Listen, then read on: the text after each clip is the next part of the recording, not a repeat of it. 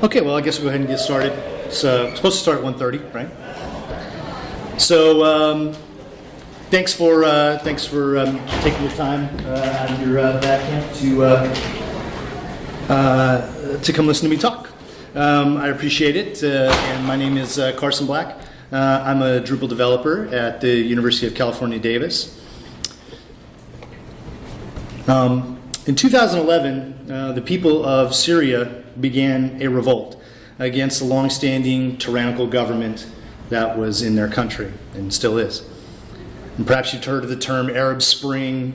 You know, that was like a lot of uprisings of citizens seeking more democracy and freedom across the Middle East. And some of the uprisings produced some marked change in the governments in which they happened. In others, the uprisings were swiftly and completely crushed. In the case of Syria, it was the spark of a fire that lit the fire of a brutal, long civil war in that country that continues to this day. Caught in the crossfire of the battles of that civil war are average citizens of Syria. They're people just like you and I. A lot of people just like the students that on the campus that we're at today. But unlike you and I, and unlike the students of this campus, the people in Syria face daily fear of being shot, bombed, or attacked with heinous chemical weapons. They know many who've been killed, many friends, many family members.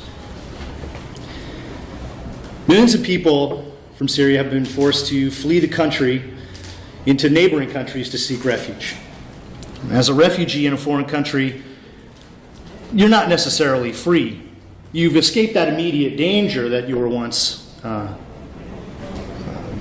sort of in, but now you're kind of stuck in whatever camp, whatever refugee camp you've landed in, because that's where you end up. The Article 26 Backpack Project seeks to find a way to assist students who've become refugees to regain the freedom they once had to pursue their education. This video is going to explain more. Right to education, a right to work, a right to be a parent. You have rights because you're a what? You're a human being, right? And you don't stop being a human being when you move across borders. These basic core rights were imagined by the people establishing the contemporary human rights regime as something that goes into a backpack. She's able to keep these rights no matter where she goes in the world. Now, as various people often say, there's a difference between theory and practice, right?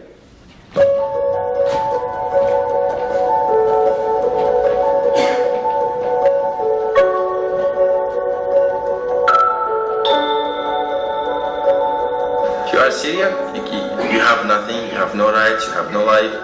Like, I'm here since 2012, and like, I live the life, and it's not the one I was dreaming about. If you say the word refugee, so many statements and tags are attached to them, like maybe not educated, like not good morals. No, they're actually just people like us, they've just been displaced, but no, maybe they're better than me and many people that I've met. During the Syrian war, I was not able to do anything to save people or even to do something for my country.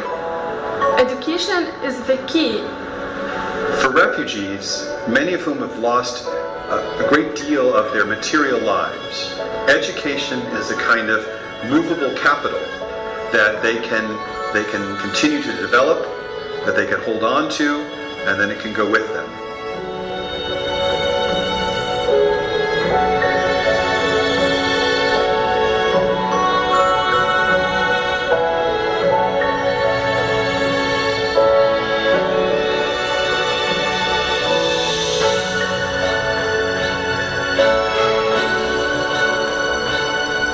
With like this situation, so many people traveling from one place to another, they lose a lot of their important documents. When you apply to a scholarship, when you apply to the university or to a job opportunity, you have to have your documents with you. But it's not like any other website. It's being saved in a very like professional, organized way. That's what makes it like stands out from other websites when you send your documents? I'm Syrian. I came to Lebanon 6 years ago because of the Syrian war. I was always dreaming of continuing my education, getting high degrees. But after we came to Lebanon, it was almost impossible to continue my education, but I was determined to do so. It was like by chance I saw the Facebook post and that talks about a scholarship here at AUB. Now I'm studying computer science at American University of Beirut. This is the only chance I have. My friend told me about the Article 26 backpack. I came to register as a backpacker. Then I discovered that we can be guides, so we can help other refugees to get their backpack. I discovered that many Syrians, especially the refugees, many of them have attended trainings, workshops, they are graduated, they have master's degree and they are not working. They don't have the opportunity. And here where I discovered how important the Article 26 backpack is for them.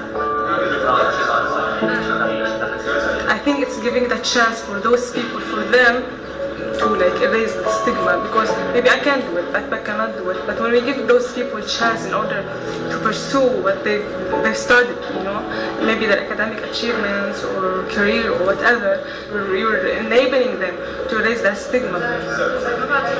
At its heart is the ability for young people to begin to rewrite what it means to be a refugee, especially a refugee seeking to become a leader in their community through higher education or advanced training opportunities. Arabic to English to their French.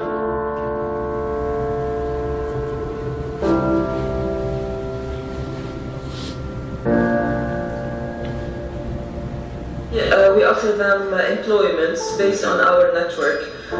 Sorry, Ma fi but this kaka is Lebanon. Sorry. It's okay. It's necessary to have a watch because Right. at 10 o'clock it's got. We went to a neighborhood in Tripoli, a suburb of Tripoli, that has been the site of on again, off again sectarian fighting for much of the last decade. A place called Bab Tabane, or the Gate of Tabane, and Jebel Mussin, or Mussin Mountain, and the non-governmental organization we went to straddled the line between the two neighborhoods. When the clashes start, the first bomb just fall in here. بالوقت يلي معروف في حربات بين التبان والجبل، بالوقت يلي أنا كان عندي فيه المفروض تقديم الشهادة، فأنا تعرضت لإصابة برصاصة طايشة. This area is a marginalized area. They have access to nothing, honestly. When I first read about the backpack, I just started to dream. Some of them lose their certificates, and it is very important for them to be able to compete with other students graduating from other universities and coming from different other backgrounds, to really have this as a full package to present it when they have a job interview or when they just need an internship and to apply for it. هلا أنا إنسانة كتير طموحة، كتير عندي أحلام وكتير عندي أهداف. جيت لهون لأنه أول مرة بسمع بشيء اسمه حقيبة، فحبيت اكتشف هيدا الشيء، حسيتها سيف أكتر لإلي يعني. بتهين التعرف على بعض مع أكتر، رغم يمكن يكون كل حدا فينا ببلد، فكتير حلو الفكرة. أعمل شيء بحياتي إذا ما أنا كنت نتعلم معي شهاداتي. If you think about refugee and displaced populations of the past, they often are communities that emphasize education above all else because they know that at any moment their land could be taken away, their wealth could be taken away, but no one can take away their education.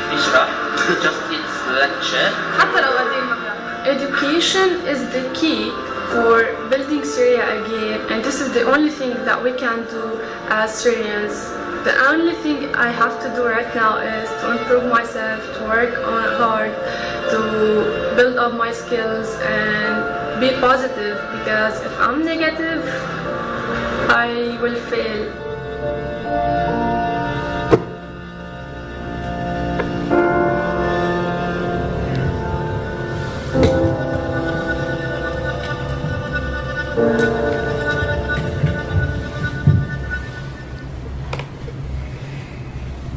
All right. Sorry for spending a lot of time just showing a video, but I can't explain it much better than that, and it's much better to hear directly from the people who it's affecting, and so I wanted to show that. The idea of the tool itself, the web application that's being built, or that has been built, is that it's conceptualized around the idea of a digital backpack. It has several compartments, if you will, of information, and then there's a way to share that backpack with others. And so the idea being is that you can fill up your backpack, and then for people who you want to share your information that's in those different compartments of your backpack, you can easily share that with them in a secure way. Again, I would say maybe a relatively secure sharing of the backpack. I'll explain that, but it's secure enough for the needs of this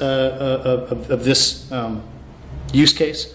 It needed to be mobile friendly. Of course, you noticed there probably wasn't very many computers in that, full laptops happening in that video because, well, they just don't have them. And the ones that do were the people who have, like, that were the guides, and they were being given, and I'll explain the role of the guides in a minute, but they were given like Chromebooks, right? So it needed to work off the web. They do have internet access, which is good. Of course, it had to be easy to use. It had to be accessible. A key part of this was that it had to be in multiple languages. Currently have English and Arabic in there. And Arabic is a particularly tricky one because it's a right-to-left language. We needed multiple roles and ways to control what each role could do and what roles could control other roles.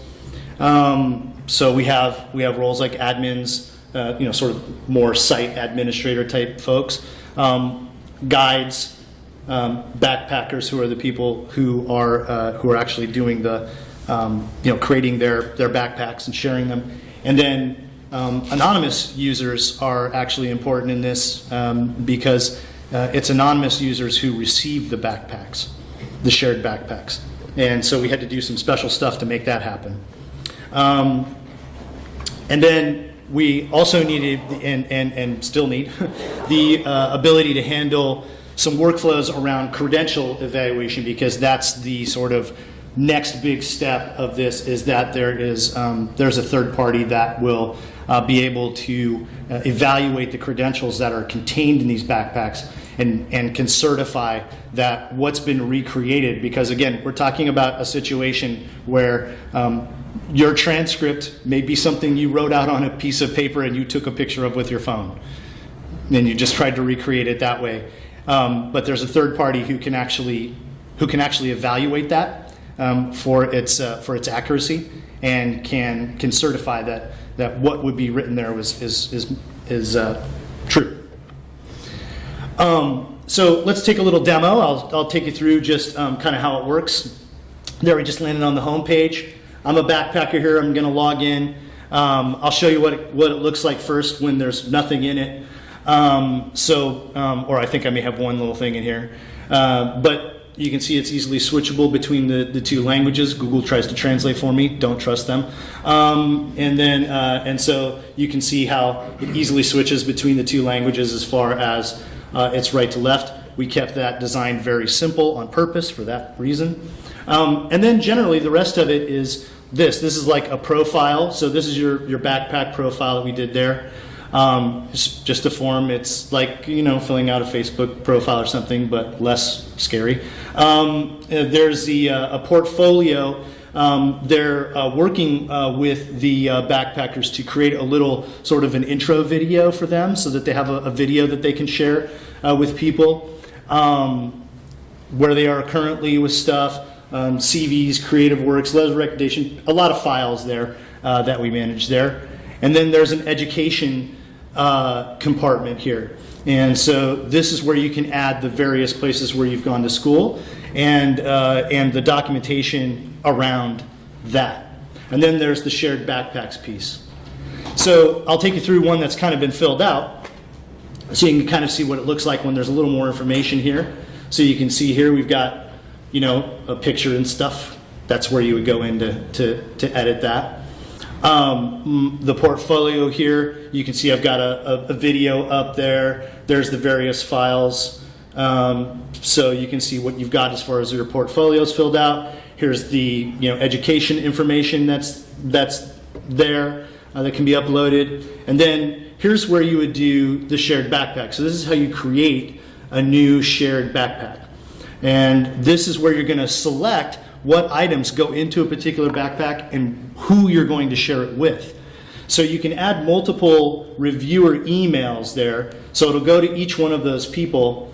And then you can see that you can either select everything that you've put into your backpack, all the different compartments, or then you can specifically say which of those items you want to have in there. Because for different recipients, you'd want maybe to show different things.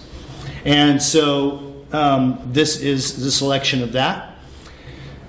You save it, you send it, that sends out an email. You can take a look at what that shared backpack looks like. There's an expiration date to backpacks for some security obscurity reasons. You can see that the people who receive it get an email, they get a link to go to that particular page, and then they need to put in their email address, the one that it has to match an email address that was on the backpack that they created in order to be able to see this. And one thing that you need to see there, you can see also, by the way, just because I did that email thing and I logged in, I'm still an anonymous user who's visiting this, and I can see all of those files, I can play the video, all of those things are accessible to me, and that's using the private file system to make sure that the files aren't something that can be directly accessed from outside of the system. So it still has security around the files because it uses the private file system, but we devised a custom module to allow for anonymous users to be able to see those private files. So is it super secure, two-factor authentication stuff for the reviewers to come see it? No. But it is somewhat protected in the fact that the URL that's being used there uses the UUID of the entity that you're looking at, and we'll talk about that in a minute as far as the entity that you're looking at, but that's a custom entity that's there. And so you actually can't access that shared backpack with like a normal ID that can be enumerated. It doesn't work like that. It uses that unique identifier, which is kind of a hash. So it's not something you can just guess and show up at. The next piece of security around that was that you have to enter in an email address that matches one of the email addresses that was put on that shared backpack. So as far as the constraints of the project itself, it was a little tight. They were coming from another vendor who had attempted to actually build this, and it took quite a while, and they didn't appear to be able to end up getting the job done. It just didn't seem like they were going to be able to satisfy the requirements that they needed for doing this. So when they came to us, their backs were sort of up against a wall as far as they had spent quite a bit of their funding, which was donated to them quite generously from the Ford Foundation. And so the budget was a little tighter than it probably would have been had we been involved from the start. The timeline, because now, of course, time's running out. If the Ford Foundation gives you hundreds of thousands of dollars, they're looking for you to produce results. And so that needed to happen quickly. Also, you're helping refugees. They're stuck in a terrible place and they need help sooner than later. So initially, for all of the phases of the project, they wanted it to be done in 3 months. And so we had to do some dancing to maybe help with that. Now, that being said, we did deliver within 3 months a minimum viable product. And so a couple other sort of constraints around this, the security piece that we just talked about. GDPR comes into play, so the whole data protection thing from the EU, that took up some resources, and we had some legal folks involved in helping us sort of assess what we were going to do and how we can potentially satisfy the GDPR. That being said, we had started on this before it was in effect, and we also have learned that for human rights type things, things where you're actually doing stuff like this, the GDPR is a little bit looser, at least as far as how they look at what you're doing, because if it's for humanitarian efforts, they kind of give you a little bit of a pass, I think. And then the multiple languages was also a big deal. So when people come and they say, oh, web application, and they're talking about sharing, and they're talking about some workflows where people can look at a thing and see this and see these documents and upload documents and do all this management of files and stuff, we kind of were shaking our heads about doing Drupal a little bit, because it just seemed like, most of our team are Drupal developers, and we've been Drupal developers for a long time. And so to us, every nail gets hit with the Drupal hammer.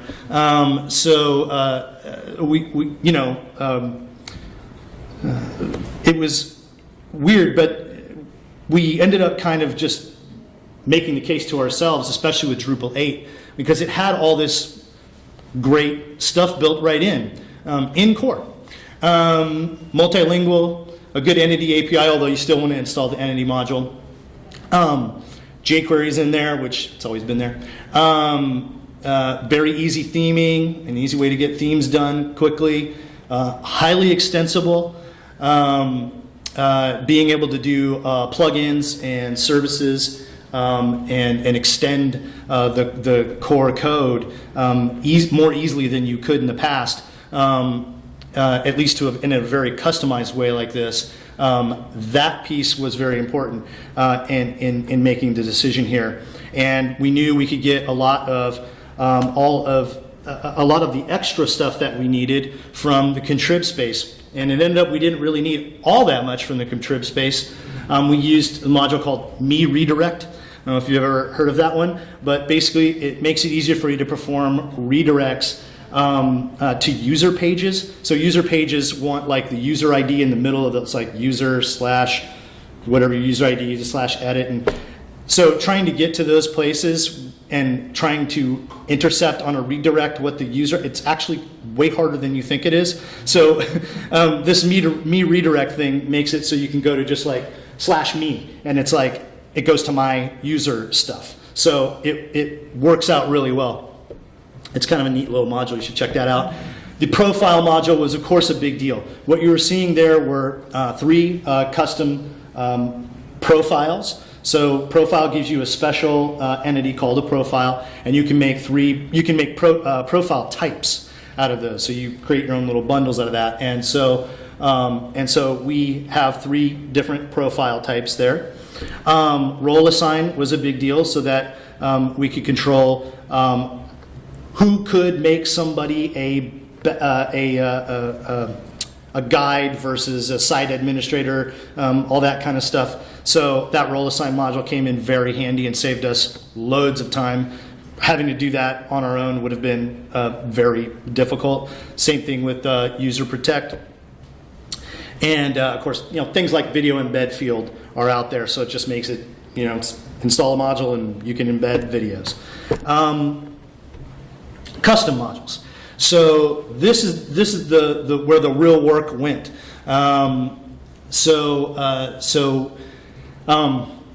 We created one called the Article 26 Backpack Sharing module.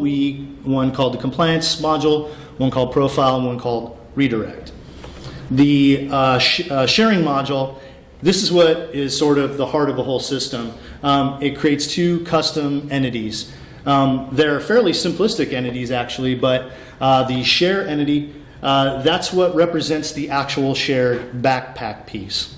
And then shared item. So the shared item entity is the selected items that are related to a specific share entity. So all those little pickers, the little things where it was like, check that box, check this box from this profile, and this thing from that profile, and all those little things. Well, you have to kind of store those things that have been picked somewhere so that you can properly find them when you're sharing the backpack or doing the shared backpack. So that's the two entities that we had to do. That contains, of course, some form controllers in there. The form controllers piece is we definitely had to do some custom stuff there because of the way that form works. The other thing that's contained in this module is some authentication for anonymous users and the custom access control handler so that anonymous users can view private files. And then also we did some work with the mailer here for sending out those emails to the backpack recipients. The share entity, this is the, again, like I said, it's the entity that represents that shared backpack. The path for the entity uses the UUID for obscurity. It can't be accessed by just enumerating through, backpacks and trying to get to them. It's not going to work. And that, by the way, that whole UUID thing is built right into Drupal 8, so that's awesome. It makes your life easy. There's a little bit of work around, getting that stuff into paths and stuff in different places. And so just know that you'll have to do a little bit of work to get that out instead of using node IDs, kind of a thing. This has also the entity access control handler. It controls that timeout piece. So it's a configurable timeout on those backpacks. We currently have it set for 7 days. They don't just want them to kind of linger out there and just sort of be around forever, because things can change inside those backpacks, and you may take stuff out or whatever. And so, if somebody's not going to look at it for some months or something, they may not be relevant anymore. So they've decided to time those things out after 7 days, and it controls that messaging as well as making sure that you can't access it after that period of time, and the messaging that tells you it's been, it has expired. And so the overrides are in here for the check access for method in entities, and so we had to do a lot of work inside of the check access method on entities to implement our custom access checking for the anonymous users. You also have to invoke and implement hook entity access still in order to get around some issues with the private files and work around that kind of thing, and deal with a little bit of things with cached stuff that's in there. So we had to do some work around that. This is tricky, and I don't know if the boss is here, I could ask, but if at some time maybe we could, put this out as some sort of open source piece that we could just show people so they could take a look at it. I don't think there's a problem with that, because it's an interesting problem to try to solve, because anonymous users just don't normally have the ability to see those private files.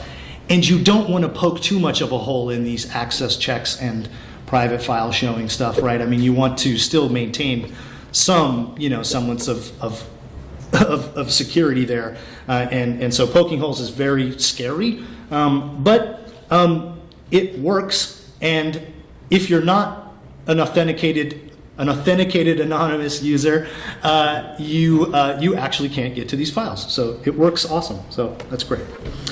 That share item entity itself, this thing is what represents an individual item that's been shared in a particular backpack.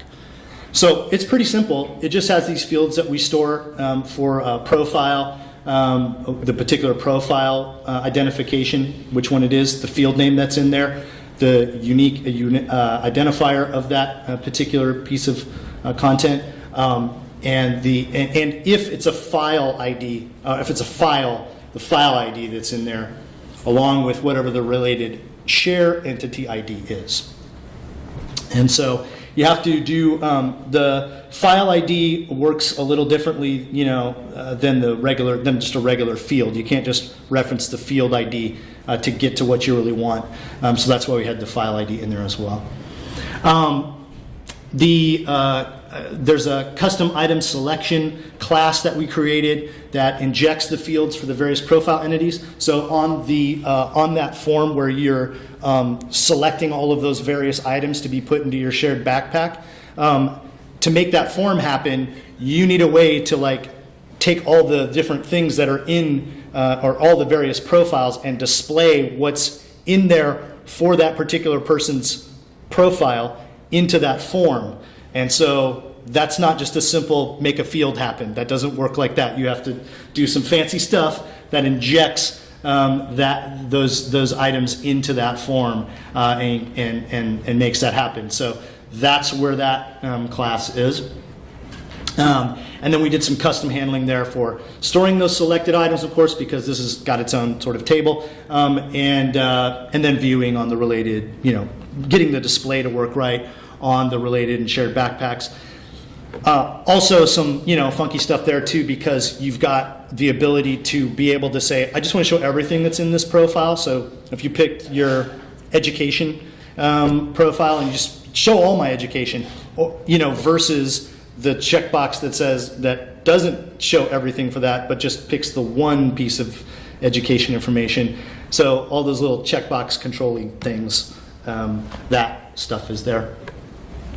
And a lot of that was just fairly basic JavaScript using jQuery. The 826 compliance module, this is some stuff we had to do in order to achieve some compliance with the GDPR.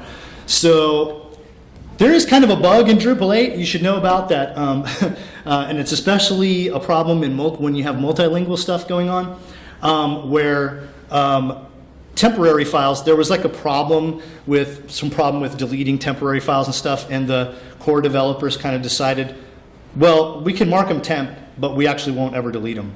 Kind of a problem when GDPR says you have a right to be forgotten, which means there's not supposed to be a trail of you on this website somewhere if you delete your profile. So we had to fix that bug by making sure that the files were deleted immediately when the deletion of those entities occurred. So when you delete those things, we get rid of those files for sure so that they're not just laying around somewhere. And again, they require the right to be forgotten. Profile module. This just was a simple module we needed to mess around with the labeling of profiles. A profile module has a weird thing where it sticks its entity ID for the label of profiles. So you'll have that education profile would have been ID 1234. That would have been the title of that profile instead of just saying education, even though it's called the education profile. So we fixed that. We overrode that and made it work the way we wanted it to. And so that was just done we implemented what's called an event subscriber on that label event. So we're just sort of injecting ourselves in there. Another nice cool piece of the way Drupal 8 works. And it's the sort of, that's the way you would do a lot of things instead of using the hook system, which is what's in Drupal 7. Still in Drupal 8 kind of, but you shouldn't use it. The 826 redirect module, this is what handles a lot of the custom redirecting of things. We needed to force people to agree to the privacy policy before they use the site, GDPR compliance thing. There's not a contrib module out there yet for this, I don't think, and we couldn't find one. Also, when the policy changes, you need to have people opt in and agree that they agree to those new changes. You can't just keep changing it on them. You have to get them to agree every time. That's not something that's built right into Drupal. So that we'd had to do some again with an event subscriber and little modification things, just redirecting people back to that page to agree with that little checkbox, and then redirecting users away from their normal user view page, because that's not kind of how we wanted it to work. We needed to go to that main home page, that map page that showed what their profiles had and some links to that and some other information that we wanted to give to them when they first came in. So that kind of worked in concert with the Me Redirect module. Again, very handy little module. As far as project management, to be able to achieve all of this, I'm just kind of go through some just general bullet points about project management that had really made this actually be a doable project for us in the time frame and the budget constraint that we had. We talked them into doing phases. So we've phased out the work. We did the minimum viable product, which is most of what you saw there, just without the multilingual piece. The multilingual piece was a second phase. And then the third phase will be the workflows around gathering the credentialing from the third party. Consultancy Scrum is sort of our method of practice around project management and client engagement. Go to consultancyscrum.org. This, if you're doing work with clients and you still want to do Scrum, so you're not doing just like individual, you're not like some team that's working on one product. Consultancy Scrum is the way to do agile development properly for that kind of thing. A clear statement of work. We were absolutely clear with our clients about what we would and would not be able to deliver, and about these phases, and so that was a key piece of communication with them. One of the parts of consultancy Scrum is that it requires you have an empowered product owner, and we had a great one in Mona Finukani, who is the deputy director for the backpack project. She's essentially Keith Wattenpaws, that got the beard in that, and she was in there too, but Keith was the guy with the beard there. He's sort of the head honcho of this whole thing, and so she basically, she's the real workhorse, I think, behind his success, to be honest with you. But although he's fantastic, and you could tell. But she was great, and she was empowered. Keith did a good job of understanding what we were talking about with saying we needed an empowered product owner that was available and who was involved and who could make real decisions about things and who could give actual approvals on all the work that we were doing, and having a really good one who returns your emails and phone calls and who is at all the meetings and who does feel empowered makes all the difference. A dedicated project manager, we had that to just sort of track the sort of, he didn't run our Scrum parts directly, really. He was involved with that, but he was doing more sort of higher level project management and communications amongst the team and all that kind of stuff, and that took a lot of the pressure off of those of us who normally end up doing like project management, Scrum, Scrum Master and developer, and client communicator, and getting yelled at by the boss. When you do Scrum and Agile, you write user stories. Writing user stories is a great way to communicate with your clients about what you'll be delivering without saying we're going to make you a share entity. That's not what you tell them, because they don't understand what that means. But we're going to give you a way to share a backpack. Yeah, that's what they want. So we use that. Doing our stuff in 2-week sprints, very important to being able to communicate often with your client and to be able to demo workable stuff at the end of those 2 weeks, so that they see what they're getting and they can approve that. Also good for us to be able to figure out how much work we should be taking on, understanding the velocity of our team and all that kind of stuff. Automated testing, super important. You should implement it now if you haven't already, especially if you're making things that work like a web application.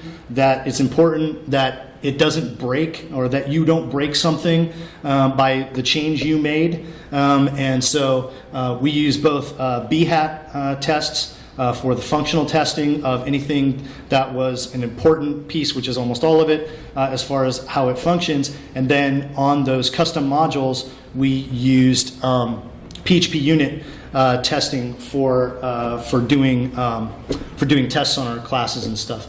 So yeah, do that. Even if you don't want to do the PHP unit stuff, because I totally understand. The BHAT tests are important and can be written by, you can train almost anybody to write a BHAT test, I think. Local development environments that were the same for every developer, provided by the good folks at Doxel. So check out Doxel. It's a good way to, if you have a team of people, even if it's just a couple or three, and you need to make sure that you're all getting the same stuff, and you would like to maybe even do a little bit of like automating of making sure you all kind of have the same data and stuff whenever you initialize your little local development environment. Super awesome, and it moves with your code. It's the configuration for that lives with your in your repository for your code, and totally makes life much easier to do local development environments that are containerized, using Docker and all that fancy stuff. We use Pantheon hosting for this.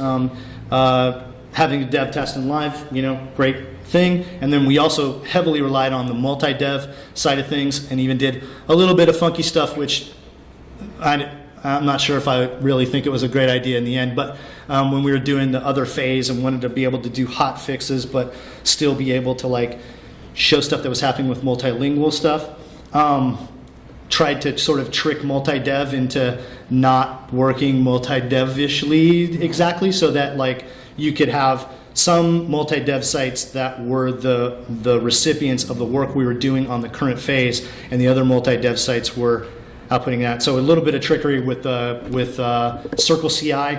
I'm not sure I'd recommend it. I don't think Pantheon wants you to do that either. So, and they kind of make it hard for you. So that's probably not great.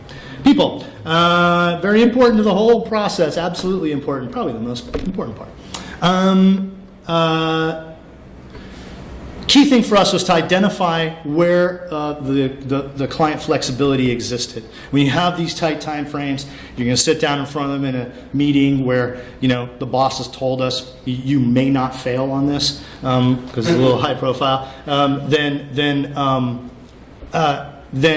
they come in and tell you, oh, by the way, we want everything, and it has to be in 3 months. So trying to be crafty about making sure that there's some flexibility there that you can work with, and luckily there was. These are fantastic people to work with. Actually, they were one of my favorite clients I've ever worked with, ever, in probably like 20 some plus years of doing this kind of work. Again, the empowered product owner was a big deal on this, and it's probably a big deal on every project, actually. Open communication between all the developers. We have a pretty remote team at this point in time, so we have folks who work from home, and so we use Zoom, Slack and Zoom and all that, and so we have kind of some policies around that, and encourage each other to still talk with each other live, and those click the little phone button sometime, and like talk to each other through some problems, and we've done a decent job. I'm sure we could do better, but we've done a decent job of sort of fostering some sort of our own policies, I guess, around making sure that we're really comfortable with communicating with each other through these ways. That's still kind of new, I think, to our teams. Because we used to be just everybody was in an office, which is the reason why not everybody on the team is in that picture up there. Having a realistic evaluation of our team members' velocity, meaning how many story points can we do. So with our user stories, we assign story points. We use the Fibonacci sequence. because we're nerds, and so to kind of identify the relative difficulty of a particular story. Making sure that we kind of, each one of our developers tries to understand their own personal velocity and how many stories they think they can do in a sprint. It's really hard to figure this out, and our project manager was kind of helping us with that as well, to kind of identify how we were doing as far as our team's velocity throughout the sprints, which was great. And of course, the opportunity to help others really motivates you. You know, when you hear the stories like of this, of the people you're helping here, you can't help but be compelled to work hard and to stay at it and to work through those, you know, problems and bugs and issues that you're going to run into and those little difficulties that pop up. And so, you know, it just feels good at the end of the day to say, you know, hopefully some of the code I wrote today helps somebody. And so that's great. And it was a motivator for me, I know. And more about the people. These are the folks, everybody who worked on the project. There's a bunch more on the Article 26 actual implementation of the actual program in Lebanon and stuff. And I don't even know all those people, but these are the folks. Dr. Keith Wattenpaw, he is the professor of human rights studies, and this is his idea. Mona Finakani was our empowered product owner. She's fantastic. And she's the deputy director of the Article 26 backpack project. Ernie Comer, he was our project manager. Sean, that's my boss. He's a web architect. Helped us, you know, did some development work for sure, and led us through the project. Anthony Horn, one of the best web designers.